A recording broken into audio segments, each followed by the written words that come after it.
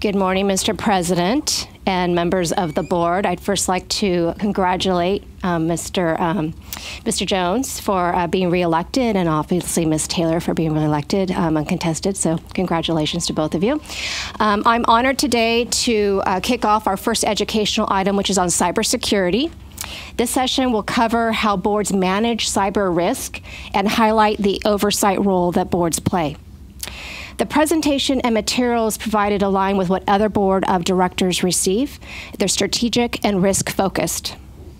In addition to the presentation we have provided you today, there is a copy of the National Association of Corporate Directors on cybersecurity. That is materials that will basically align to the information that you will hear from our esteemed presenter today. To my left, I'd like to introduce Arvind Swaminathan. He is a partner at Orrick, Harrington, and Sutcliffe. It is an international law firm. Mr. Swaminathan is a global co-chair of its cyber, privacy, and data innovation teams. His experience includes directing more than 150 cybersecurity incidents and data breach investigations. This includes enterprise-wide network intrusion and cyber attacks with national security implications.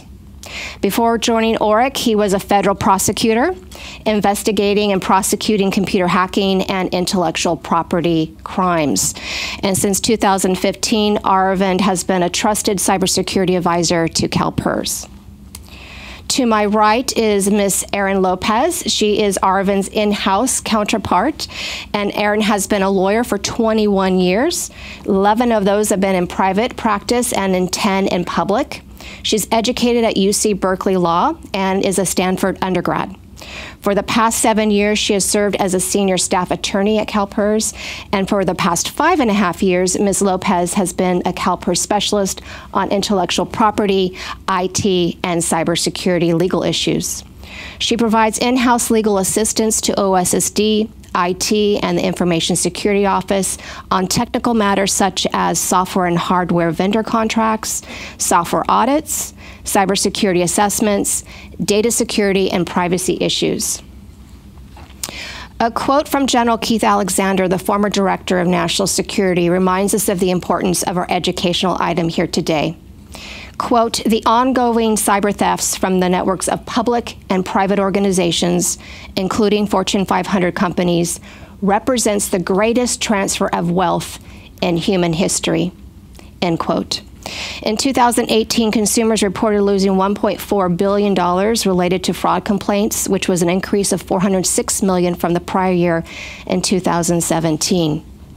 The CalPERS Board of Administration plays an important governance and oversight role over the information security program and protecting the CalPERS sensitive and confidential information. Therefore, I'd like to now turn the presentation over to Mr. Swaminathan to discuss the role in more detail. Great. Thanks, Leanna.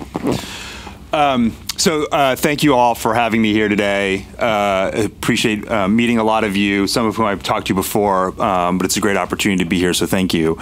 I'm going to talk a little bit about cybersecurity risk and the role of the board. And just to kind of highlight, when we started this practice years ago, we spent most of our times on the front lines talking to the information security team and the legal team and maybe the communications team. About 2017, the dynamic changed very markedly. And in 2017 and 2018, we spent more time in front of boards of directors of both public companies, non-public companies, and other kinds of organizations than we ever had before.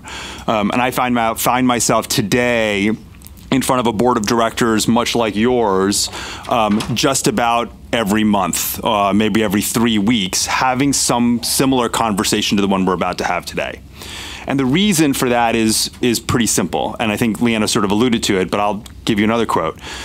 There are two types of organizations in the world, and I think the Attorney General Holder said this. There's those who've been hacked and those that don't know that they've been hacked. So really, we wrestle with this classic situation where it's not a question of if, it's just a question of when. And I can tell you from our practice, we've worked with companies and organizations as large as Fortune 10 companies, public companies that have enormous portfolios or large financial institutions, you name it, we've worked with them, all the way down to a two-person law firm who got hacked. So really everybody is a potential target of a cyber attack. And so that's why cybersecurity risk has become one of the most key global risks across the enterprise. So if you look at just this slide, for example, you can see, the data security, cybersecurity is in purple, didn't really appear in 2013 or 2014 until about 2018, 2019, and now it's always on the top 5 list. So as a result of that, boards have an obligation to sort of manage that risk. And what we've seen is a variety of different responses from boards in terms of how comfortable they are with the level of cybersecurity risk that's going on in the organization and what their role is and how are they supposed to execute on that role. So they've done a lot of research, and we're seeing a trend shifting to, boards are gone from never talking to information security folks, right? Really kind of, I don't want to deal with that. It's too complicated. I don't understand it, to having regular presentations, regular discussions with the information security leads like Leanna and her predecessors to talk about what the cybersecurity risk of the enterprise is and how to best manage that. Okay. So what does that actually mean for you? And I'm a lawyer, so this is like the legal part of this conversation because I just have to do that.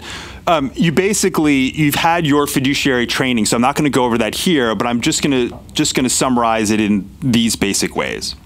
You have a duty of care, and a duty of loyalty. The duty of loyalty doesn't really come up much in the cyber context, so we're going to put that one for the most part aside. When you think about your duty of care, the hardest thing for boards is, well, what does that mean? How do I take care when I don't really understand this, right? I don't understand what a firewall is. I don't know what network segmentation is. I don't even know what a network intrusion is. And so how do you work through that? Well, there's a couple ways that you can do that, and we're going to talk about tools that boards can use in order to understand what the risk is, to be able to manage that risk and make sure that the executive team who's responsible for that risk is doing what they're supposed to be doing. So rather than go on and on about what the law says, what I'm going to spend most of our time today doing is giving you tools so you can actually operationalize your responsibilities, okay? But let's talk about what those are. So in the duty of care, there's a couple things that you should keep in mind. It doesn't mean you have to go and stand side by side with some of the information security team and actually configure a firewall. That's not what it means. What it means is that you have a duty to monitor the program. And I don't mean any specific technology. I don't mean any specific effort. I mean the program overall, right? And so you have a duty to make sure you know what's going on, right? You've asked the right questions and you've gotten that feedback and you know where it's going. And the reason is the second point, because you can delegate that duty, and you're supposed to delegate that duty to people like Leanna and Leanna's team. They're the ones who have the subject matter expertise to actually do that work, which is incredibly technical and incredibly complicated. And as we've talked, constantly shifting to deal with where the attackers are, right? It doesn't stay static, right?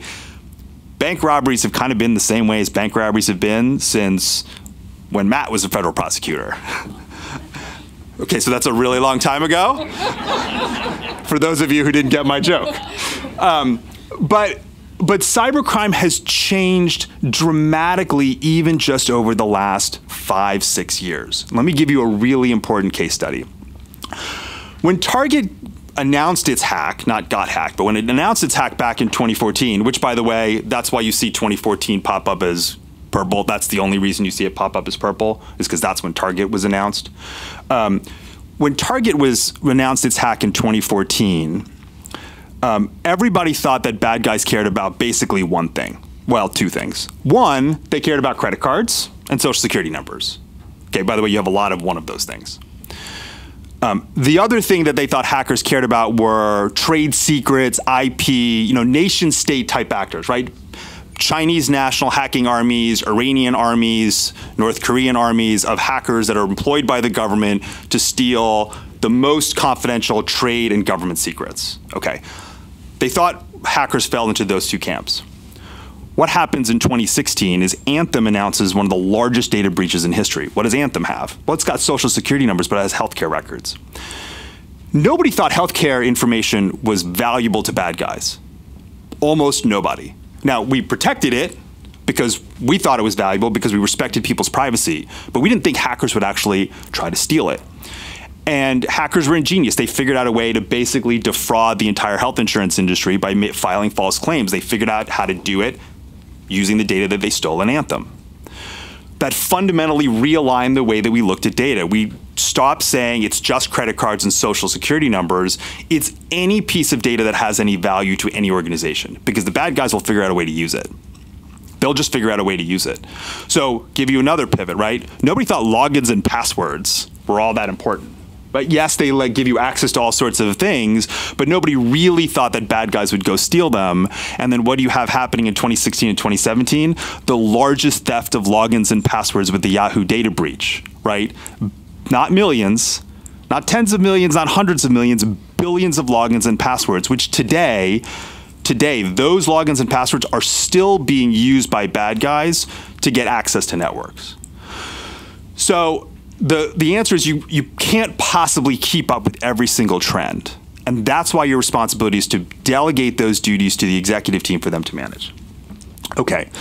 The other thing is maintenance of the retirement system and confidential information. That's the information that we hold that allows you to deliver the services and products that you do every day. And you know that. You're well familiar with that obligation. The last one is, I think, probably the most important, because I think it's the way we're going to spend most of our time, which is about prudence, right? And so it's asking questions, understanding why we're taking the steps that we're taking. Now, it's not to say, well, could we do this differently or couldn't we do that differently? It's to make sure you understand what the methodology is and what the philosophy is, right? Because the granular level of whether I do this or I buy that tool, they're complicated, right? And so you should be analyzing those things and then analyzing recommendations you get from the team and saying, that makes sense to us, that's the way we're comfortable going forward. So let me just stop there. Does that make sense to folks? Okay. So what are board members doing to fulfill their fiduciary duties? And you can't see this slide, but I think it's in the presentation that you have, so you can look on the left and see what folks are doing. But I think the key thing is to understand that not all boards are doing the same thing. This is not a Betty Crocker recipe where you can just put it out there, follow the 5 steps, and say, that's great, I got a cake, I'm good. Security doesn't work that way. There is no simple answer. There is no simple recipe. There are boards that, as they grow and mature, think through those issues one by one, right? They develop an approach that makes sense for them, for their culture, for their organization, for their risk tolerances, and they allow the executive team and they embolden the executive team to go forward on that basis. All right. So here's the meat. And in 2 slides with lots of words, and I'm a lawyer who really doesn't like words, we're going to go through kind of what I see as the top 12 things, not 10, 12 things that board members should be asking. And these are tailored more for you because they're not exactly the same for every organization. And Leanna talked about the NACD handbook that you have, or the insert that you have in your materials. And you'll see a lot of consistency between the way we approach this and the way they approach this. That was written about 2016, 2017. And the world has changed a little bit since then. That's still a great basic, but it's really written for public company directors. So there's a little bit more for you. And it's a little bit more tailored, right? A little bit more tailored to give you the key footholds, handholds that you want to be asking every time the cybersecurity presentation is being made to you. All right, so let's go through kind of what those are. So the first thing is to understand what are the top cybersecurity risks and what are we doing to address those risks? And just as I said, the risks are constantly changing, right?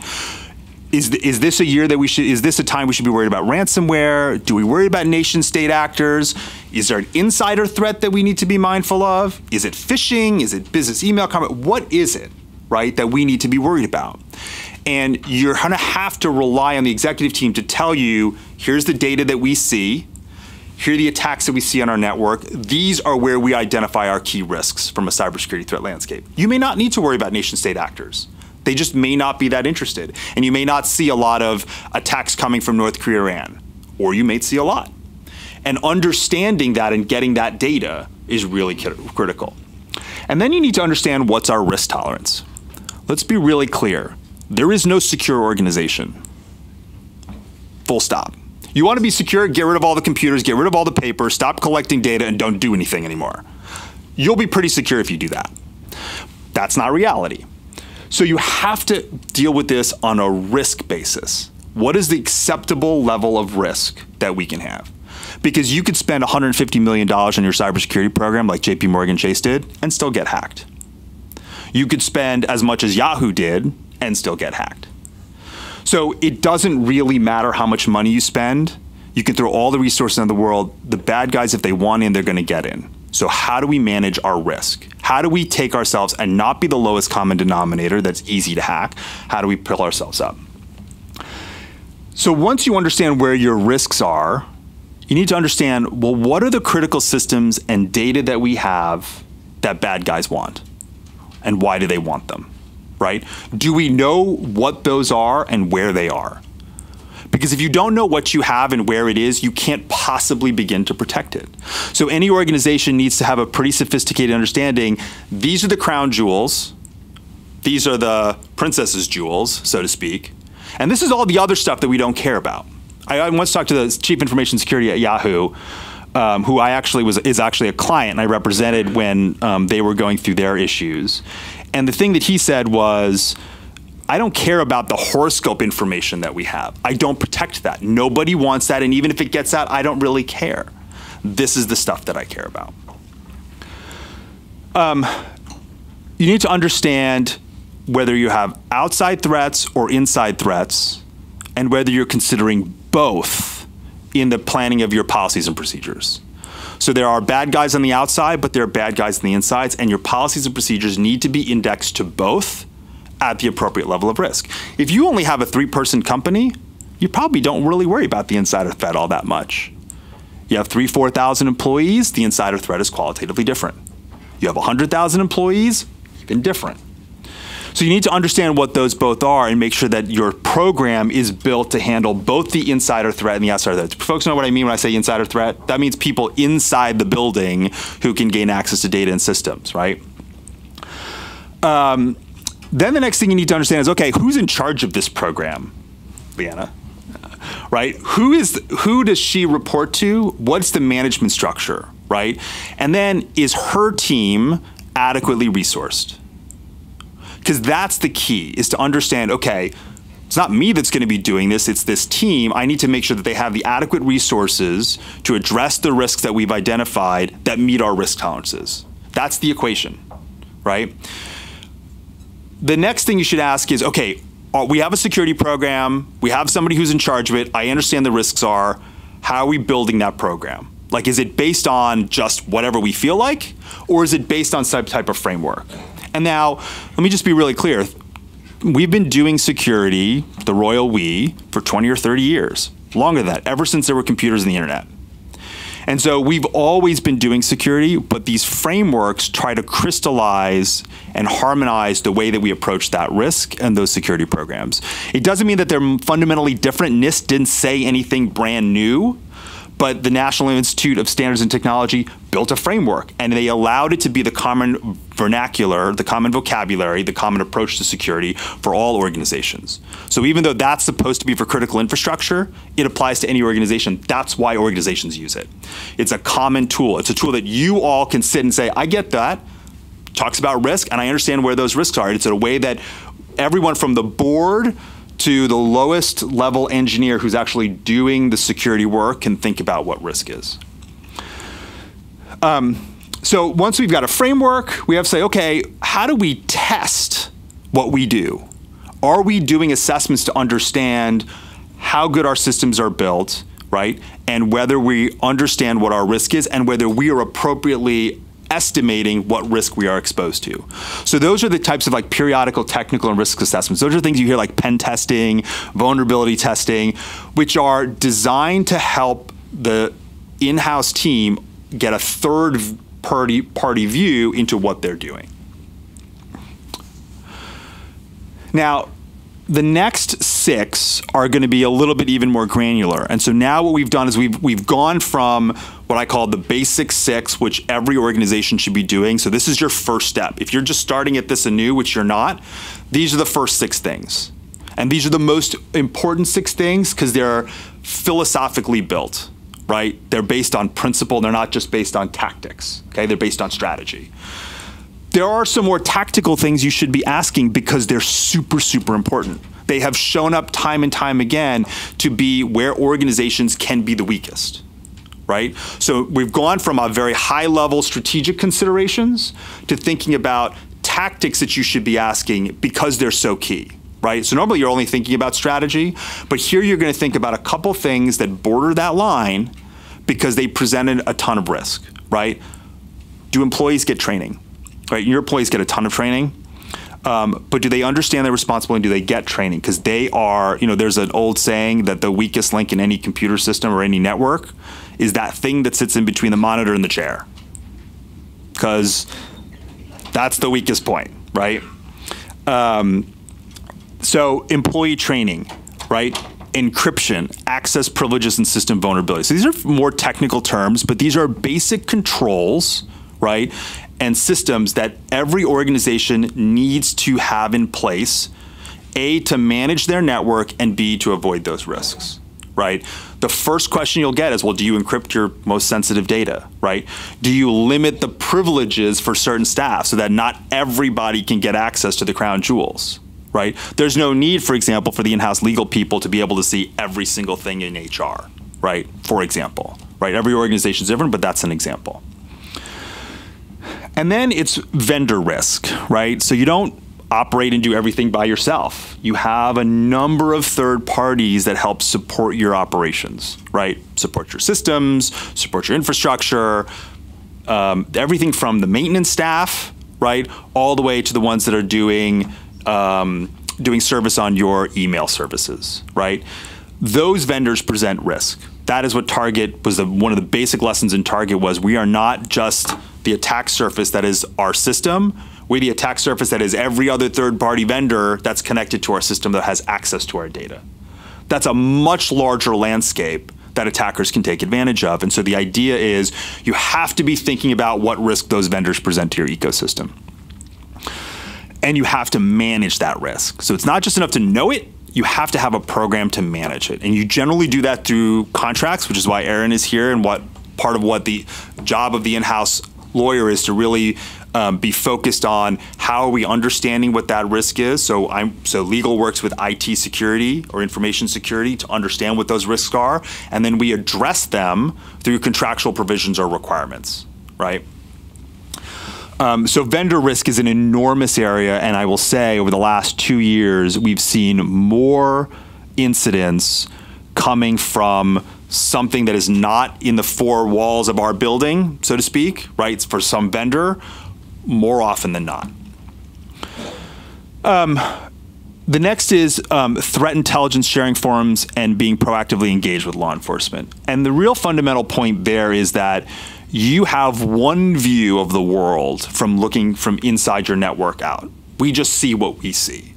If you're not hooking up with threat intelligence on the broader enterprise, so thinking about what others are going through, understanding what law enforcement sees from a criminal actor perspective, you only have a very small, narrow view of the world.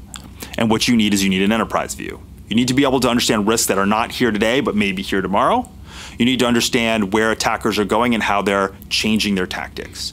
And the only way to do that is to start to share information, right? Participate in these intelligence sharing forums and be proactively engaged with law enforcement.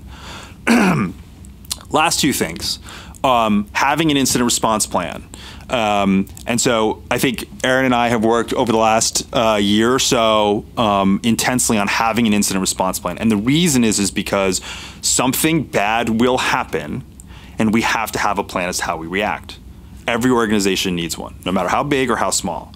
Because you don't want to be learning how to deal with a crisis in a crisis.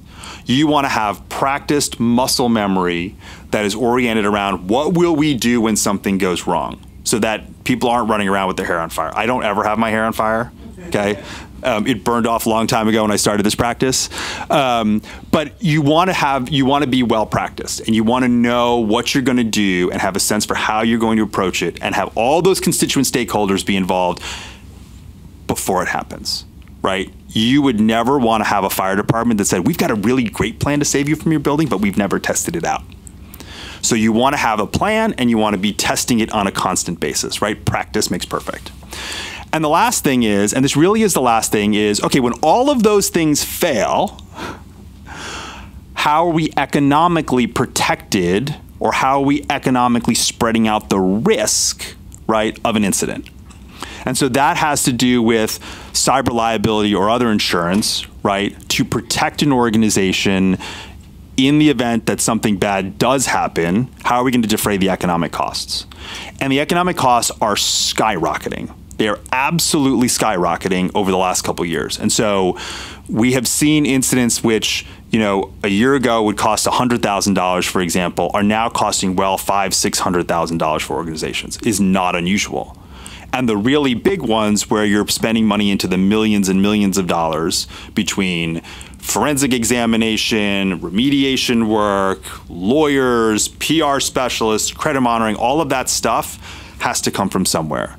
And so the insurance market has grown, and it's a way to defray what those risks are. So those are my 12 questions that all boards should be thinking about, yours in particular, because these are a little tailored for you, but they're generally the same, that boards should be thinking of when they have discussions with the information security group, right? So to go back to where we started, which is, okay, I understand I have a need to have increasing oversight. I understand that I have fiduciary duties. How do I operationalize those, right? These are the 12 questions.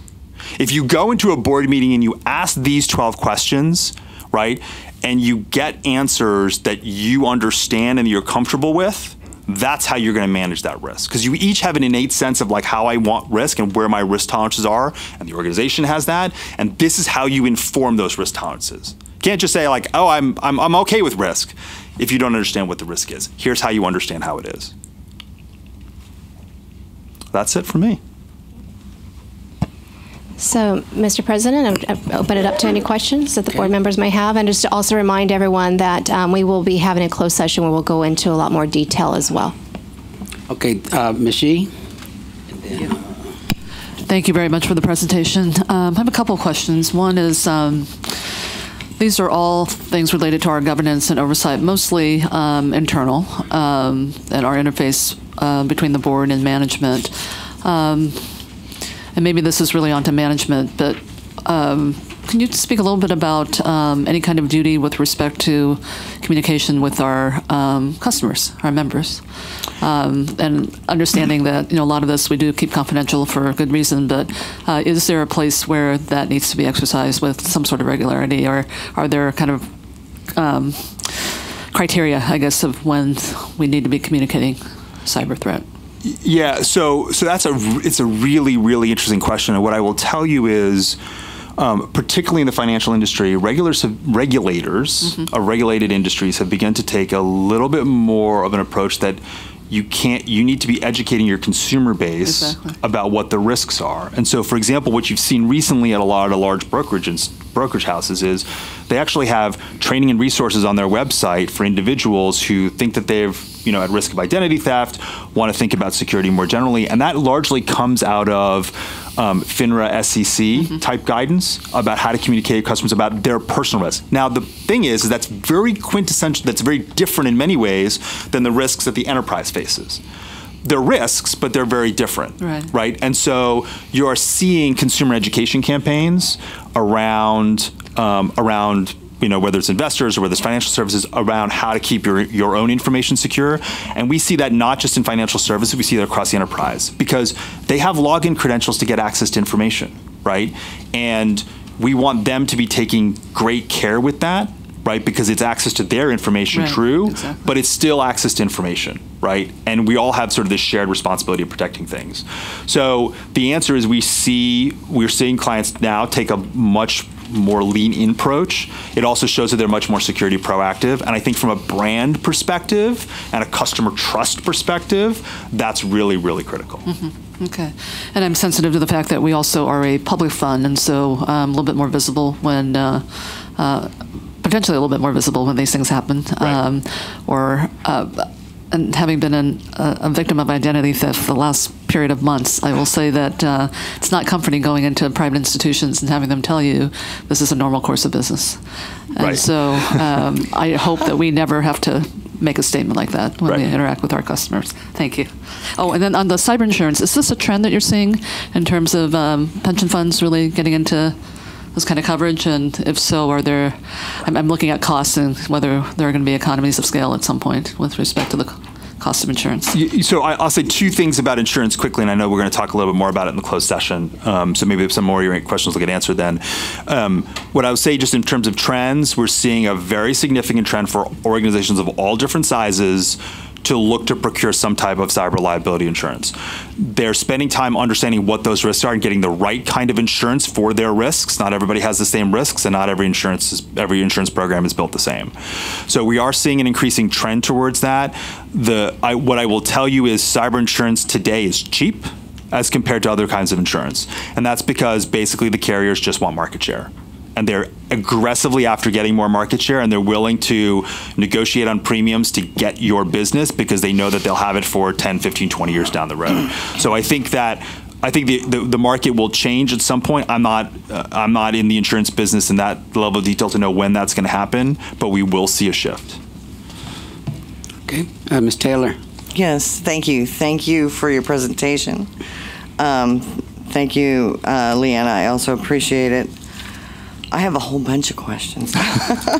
Some of them you guys might not be able to answer till closed session. So one question as you were going through it, let me go back and find it real quick. You were mentioning the logins and passwords for Yahoo. What are they? What were the hackers trying to achieve? Just getting into other data? Yeah, so I'll say it this way. There are giant armies of what we call bots. So they're like zombie computers that only do one thing, and they launch attacks on any type of system that allows a login and password. So if you've got email in the cloud, if you've got your Wells Fargo bank account, they steal those passwords from Yahoo, and they know that we don't do a good job with password management, and then we know that we use our work email and our work password to get into our bank account or our Amazon account or our Netflix account, and they steal them from places like Netflix, just as an example, or they steal them from places like Yahoo in particular, eBay in particular, and then they use those password and login combinations against other platforms to try to get access to those systems. Money, basically. Well, money, not necessarily. So what perfect example that we have seen recently is they're called password spray attacks. So they steal a bunch of passwords, maybe from Yahoo, right, from your personal account, right, and then they try to get access to your CalPERS work account. Okay. Right? So they're now trying to use information that they stole one place, right? But basically saying, I've got keys here, I'm going to try every lock. And maybe I'll get into one that has something I really want. And that's what they're basically doing. They've got the keys, and they just don't know which car it opens. So they're going to go and check every car, right, hundreds and hundreds of times, and they actually even have the ability to modify those passwords just a little bit, so they can try permutations. So when you have your password is like 1tree1, they'll try 1tree2, 1tree3, 1tree4, all the way until they can get in. Okay, so that goes to the two-factor authentication. Yep.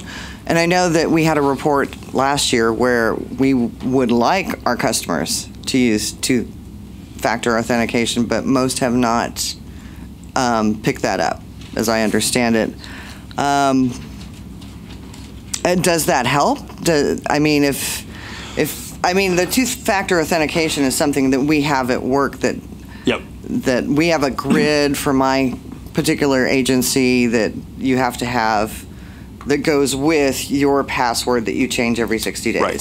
So what I would say generally is moving from basically a very binary system of login and password to some type of modern authentication or multi-factor authentication is where the industries are going.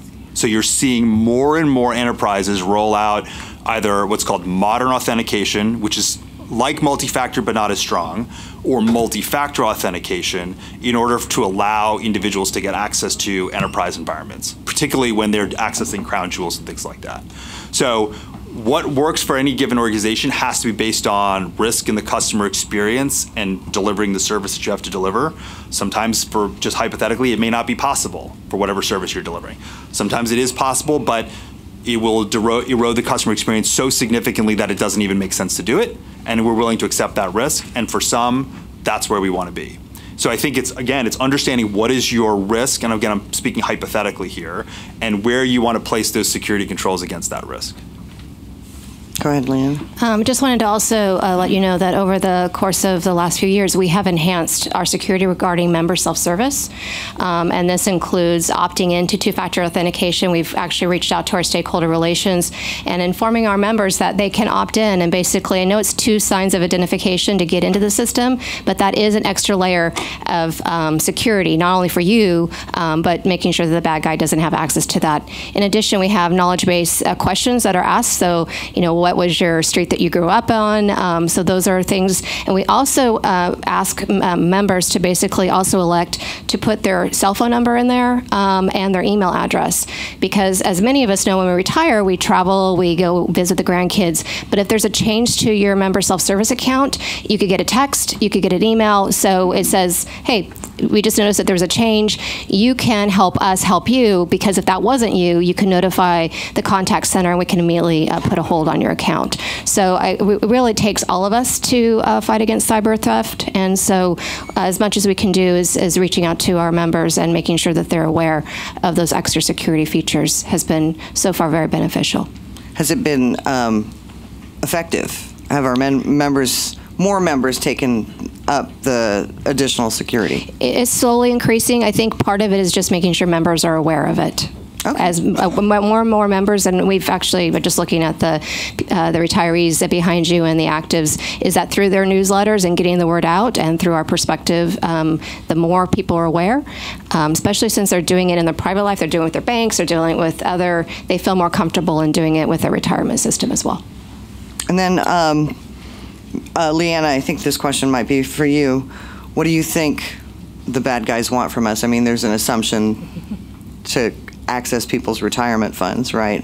Do they want in the investment office, that kind of thing?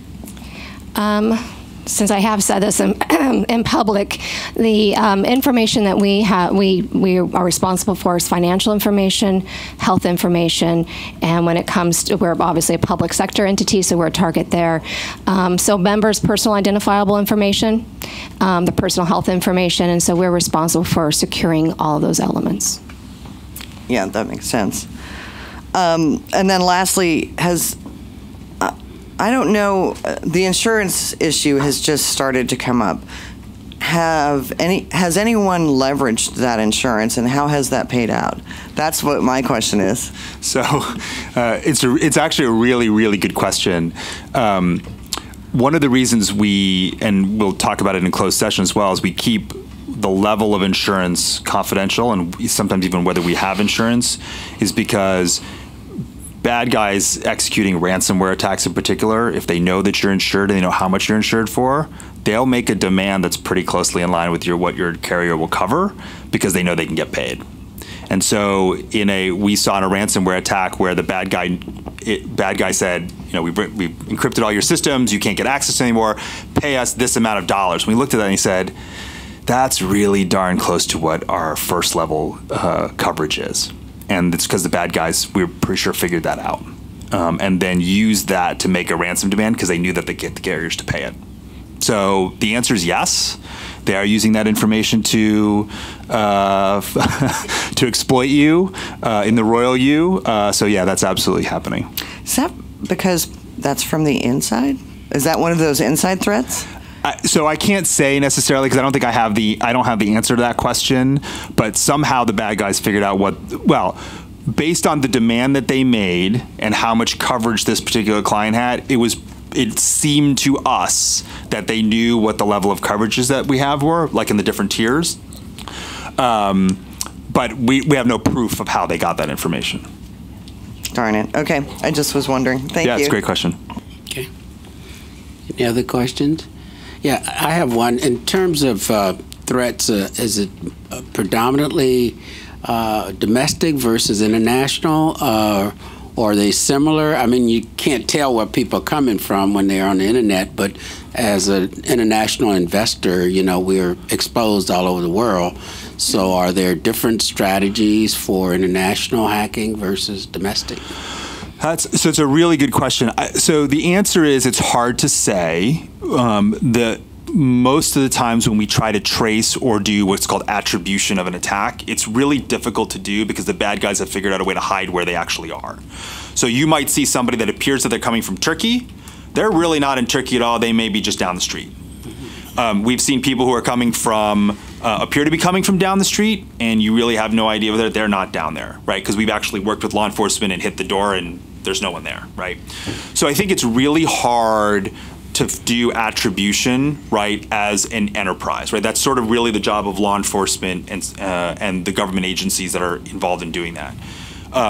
The risks are different, right? What your insider can do, right, is different than what an outsider can do. And so I think that's the way we quintessentially think about it. We don't think about it so much as U.S. and non-U.S. From a perspective of protecting the network. We think of it largely as insider, right, because they have access to things that we don't have the same controls on because they're trusted insiders, right, trusted employees, as opposed to outsiders who have to come in from the outside. The only thing I would tell you is if in the context of understanding a threat, you can identify that it is here, there is some value in working cooperatively with law enforcement to go put handcuffs on bad guys, right? And so I think there is value in doing that and understanding that, but we oftentimes say in the world of security, real attribution is sort of a false prophecy. We're not really concerned with who's doing it, we're just concerned that it's happening, right? And understanding what they're trying to get and how they're likely to exploit the network or try to exploit a vulnerability to get there. Does that make sense? Yes. Yeah, it's a good question. Okay. Mr. Middleton? Thank you. One of the comments that you made caught my interest, actually a huge number of them, but talking about the customer experience, the member experience. And so frequently over the years, it is individuals, well, you didn't change your password frequently enough, or you didn't do this. And it's an individual actor out there, and we're a retiree organization. An awful lot of our folks are fairly new to computer systems. Are we putting the guilt in the right place when we go after various individuals? Where's the real effort and payout going to be in terms of improving our systems? So it's a really good question. Let me answer it this way, and I'll tell you kind of how our clients have evolved over time. And I think this is a question that Ms. Yee sort of focused on as well. Security is as I think Leanna said too, is a shared responsibility, right? We can't do it alone. Members can't do it alone. Consumers can't do it alone. Employees can't do it alone. We all have to sort of be working along to the same objective. And so I think I think as a general rule, when we have situations like that come up, we have to be really mindful about saying, this is our job together, and we need your help to help you. And I think the example you provided of like SMS text messaging because there's some change in your account is a perfect example. I don't know whether you've changed your password or whether you're logging in from your vacation in Egypt. If I just saw someone logging in from Egypt, I'd be like, wait a minute, that doesn't make any sense, and we'd want to stop that. But maybe you're on vacation or on a cruise, and that's where you happen to be, and you're checking your balances or what have you.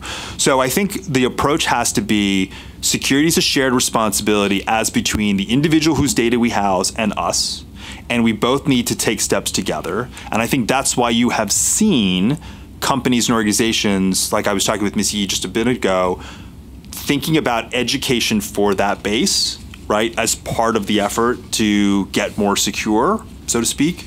And so I think we don't focus so much on it's your fault or my fault. It happened, right? Bad guys are going to get in. Crime is going to happen. We can't stop that. But how can we best protect ourselves? And I think that shared responsibility model is really the best approach and the best way to sort of frame that mindset. Okay. Seeing no additional questions, any other comments, or Leanna? No, just again, it's always a pleasure to be able to educate the board and educate our stakeholders because, again, as we were just saying, it takes all of us to fight against bad guys and cyber theft. So the more we can get information out there, the better prepared we are. So we look forward to discussing in more detail during closed session. Okay, let's thank our panelists.